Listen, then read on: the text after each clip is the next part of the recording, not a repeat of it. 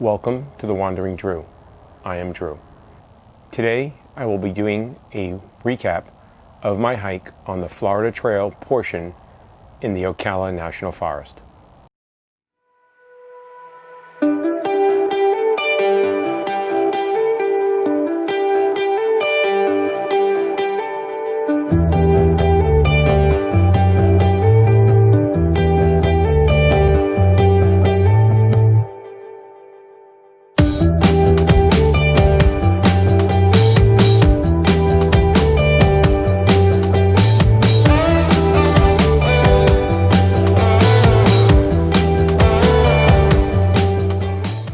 I completed this hike in the week of November 15th, 2020. If you haven't already watched my planning episode and each day of that hike, you can do so at the link I'm going to try to put above me. Hopefully it'll work. And you can follow along not only the planning video, but each day of that hike. I more or less followed my plan that I had set out for that hike. Well, at least the first 3 days of it. So I drove to Rodman's Campground, which is the campground that's at the northern end of the Ocala National Forest. And I did that on a Sunday morning. And the purpose was to leave my car there, which is the location I planned on ending my hike. So I parked my car there at Rodman's Campground, and I was met by my shuttle driver, Carl, who then gave me a shuttle all the way back to the southern end of the Ocala National Forest and the Clearwater Trailhead. And that's where I started my hike northbound. Interestingly enough, that location has a plaque where it's considered the birth of the Florida Trail. And that's because it was the first section of trail that was cleared when they were making the Florida Trail. From the Clearwater Trailhead, I walked north until Alexander Springs, including the little side trail that goes from the Florida Trail to Alexander Springs. This was approximately an 11.5-mile hike. And at Alexander Springs, I'd reserved a campground for me to pitch my tent and remain overnight. And I needn't have worried about any of the campgrounds that I visited because every campground I went to seemed to have ample space available. At Alexander Springs, I didn't bother going by the spring after my day of hiking. I went straight to my site and set up. And I was very lucky because I had no campers on either side of me or in back of me. And I had a water spigot right in the front of my campground. There was one group, it was a family, that was located across the roadway from me, and a lot of people did walk up and back on the road in front of my tent site because I was located near the bathrooms and the showers, but I never at all felt like it was crowded or there was any issue with the people walking by. They were just using the roadway. And I was very impressed with the sites, how clean they were. There wasn't much grass in them, I'm sure, because of overuse. But I was pretty impressed with that, and I was very impressed with all the campgrounds I went to that had, it was just the two of them, the springs, that had a shower and bathroom, and they were maintained immaculately and well stocked. In all these campgrounds, the trash was emptied regularly, the paper goods were amply supplied, and the floors were constantly cleaned and mopped, and you could smell, obviously, that some sort of cleaning product was used. At no time did I feel like the bathrooms were dirty or in any way not clean. And additionally, at both locations, I used them to take a shower, and I was very pleasantly surprised that there was ample hot water, which was much appreciated. So that was the first day. I left Alexander Springs in the morning. It was a foggy, misty morning. It had been raining overnight and off and on in the morning, and I hiked to Juniper Springs. And my experience at Juniper Springs was very similar to Alexander Springs. I did have an empty site next to me. There was one gentleman across from me, but other than that, there was probably 6 or 7 vacant sites adjacent to me that had no one there. There was a lot more people there. I felt it was more crowded, but it was very spread out, and it wasn't like they were right on top of each other. And the bathroom facilities were just as clean as they were at Alexander Springs. I did visit the springs at that location, which it was during a weekday, so I really didn't expect a lot of people there. There was about maybe 5 or 6 people using the water, and the springs.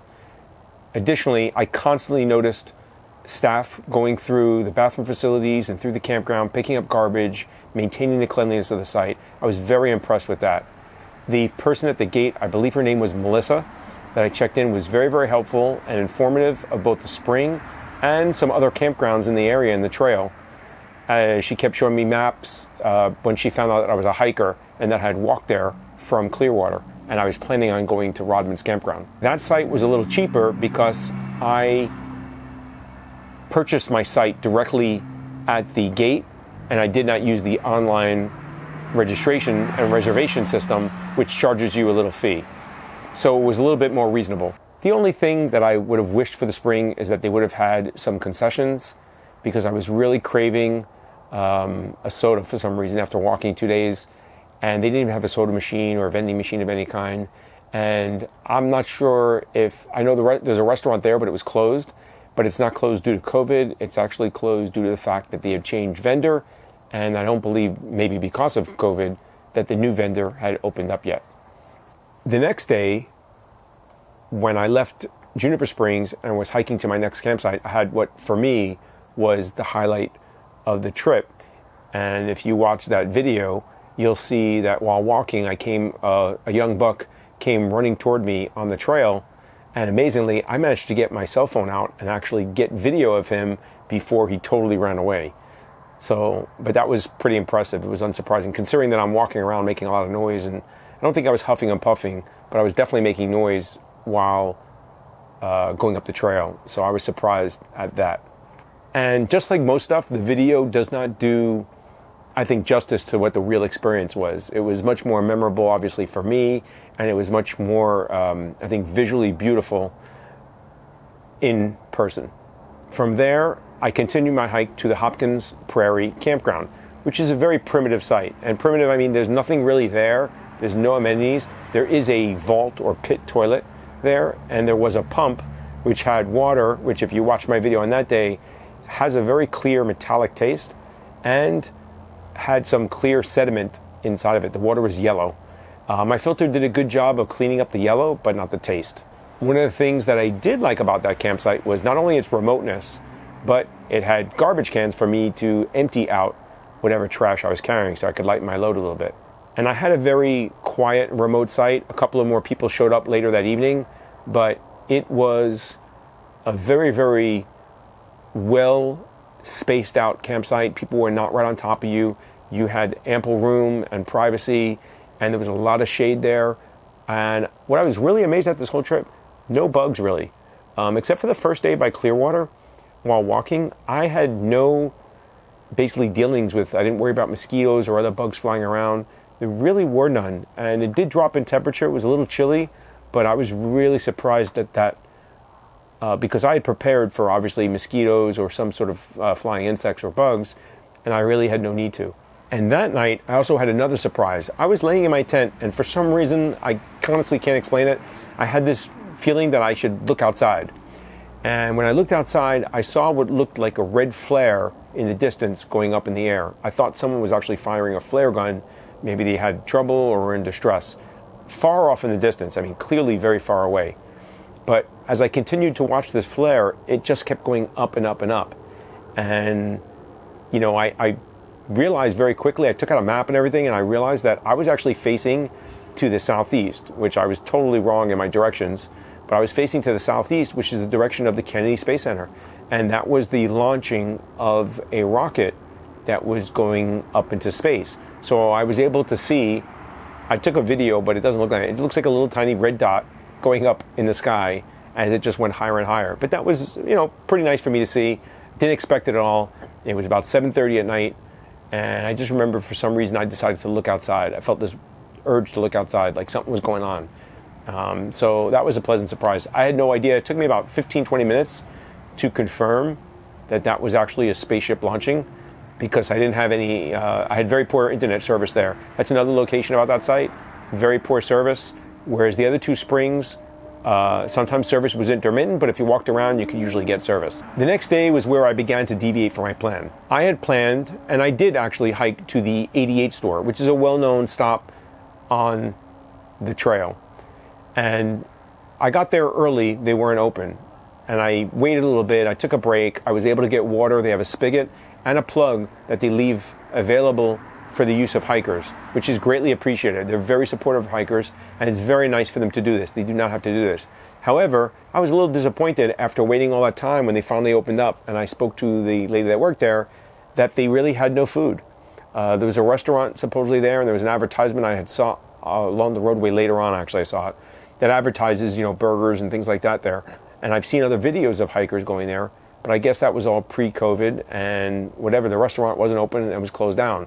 So I basically waited around for nothing, and I was a little upset with myself for killing an hour and a half. I mean, I could have taken a 15-20 minute break, but I basically would have gone on to the next campsite. And looking at the map and figuring out, I knew there was a campsite about 2 miles on, and I started walking to that campsite. But it was only about 2 o'clock, 2:30, and I realized there's a lot more daylight, I can make a lot more time.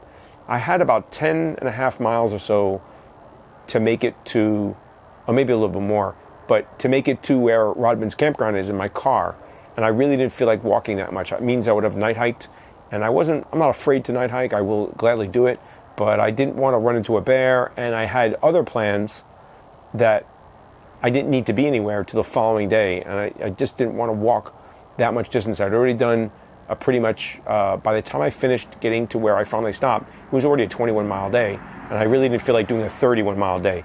I think that would have been way too much for me. Although I think I would have been able to do it, I definitely would have paid for it the next couple of days, and I needed to be ambulatory. Going back to the 88 store, I think it's like a bar basically, and supposedly some people said they had some snacks there. I didn't see any really, and I didn't obviously purchase anything. I just went on my way, but I did get water from there, and I did notice that they had some coin laundry on the side. So I guess if you're a hiker and you wanted to, you could do your laundry there. Or if you're staying there, they do allow you to stay on the property free of charge. Usually you can pitch your tent there. You can contact the owner and make arrangements in advance to do that. I had no plan on doing that. It was too early in the day. I really didn't feel like it's a bar, and I was afraid. I didn't know how the scene would get or how loud it would be that night, even though it was a weekday. So I decided to push on. And I had run into a hiker on the trail that told me that he had stayed at a campground, and I'm positive he said Delancey Lake. And I looked on the map, and it was about 6 miles away. So I started pushing, and I hiked pretty fast, and I made it there in ample time to beat sundown, only to find out that that campground was closed. So either I misheard him, or maybe he stealth camped there, but the campground has a big sign that's closed, it's blocked off, it's got barricades, everything is locked up, the toilet's locked up, there's no water there unless you want to go into the lake itself and get wet and dirty to get water. Luckily, I had really took extra water from the 88 store. I carried 3 extra liters, which is about 6.5 pounds of water extra. And I had ample water with me for that night and the rest of my hike until I reached Rodman's campground, because most of the trail in that section is dry, which really makes the 88 store a great resource and much appreciated that they make their water available to hikers 24/7. And I wasn't sure why the campground was closed. I obviously, on gut hooks and in my research, I thought that campground was open. I didn't bother verifying if that campground was open in my planning because I had no plan on staying there originally. I either planned on the 88 store or the campground that was 2 miles further, which is an approved hunting season campsite. Also, in certain areas, like around there, there's no hunting in the park, in the forest, so I was safe there. And they allowed camping at other locations, so I was okay that way. I just hadn't planned on it, and when I walked the 6 miles or so to Delancey Lake, so due to the fact that it was getting late and the campground was closed, I didn't feel like hiking to the next campsite. I decided to stealth camp pretty much where I was, somewhere right along the trail, because I was running out of options. It was getting dark already. I wanted to pitch my tent, eat my dinner, and get some rest so I can get started in the morning and finish up my hike. So that's pretty much what I did. So this is where I kind of deviated from the 88 store to here, is where I deviated from my plan, but it worked out well. I had a good night. I had no disturbance from animals. I put my food, which was in a bear canister, far enough away from me. I know there were raccoons in the area because I saw them constantly and I heard them, but my food went unmolested throughout the night. If I was planning to go to Delancey Campground, I probably would have found out or done research or maybe called them and found out that that campground was closed. I found out later on in speaking to the attendant at Rodman's Campground that that campground is run by the federal government and that once it's closed down for COVID, they never reopen. So I did make an entry into Guthooks to let people know that that campground is closed. I'm assuming you can still stealth camp there, although there is a sign telling you it's closed, but there's no one there. And, you know, obviously, that stretch of the woods, depending on the season, you have to make other alternate plans. There are other campgrounds in the area, though, so it's not like it's a big deal. You just have to make plans for that. So hopefully that tip helps some other people that might be doing the same hike. After my stealth camp along the trail, which I figured I hadn't really met any hikers. I've only seen 2 hikers on the trail the whole time I was out there. I didn't think I would run into anybody at night, and I really didn't think that I would be blocking the trail or impeding anybody else's ability to walk past me, because they could have easily stepped around me in my tent. And I seemed like I was correct, because unless they came by while I was sleeping, I didn't see any hikers. I woke up very, very early with sun up and packed up and then continued my hike. I figured I had about another 4 hours of hiking to make it to Rodman's Campground. I managed to see more deer while I was doing that hike. No bears though, and no snakes after that first snake I saw the first day. So I managed to reach my vehicle in less than 4 hours of hiking, much earlier than I had originally scheduled for, which gave me enough time to go do my driving, which was several hours, where I had to meet a family member. And previously, my family and I had all made plans to have like a little reunion and meet up at the House of the Mouse. So we had a rented house that we went to, and while there, we spent several days visiting Disney. And interestingly enough, my first aid kit came into great use for several of the people in my family that were walking and weren't used to it at Disney with blisters than it did the whole hike for me. I went through all my KT tape, helping them take care of their feet so that they could walk in Disney.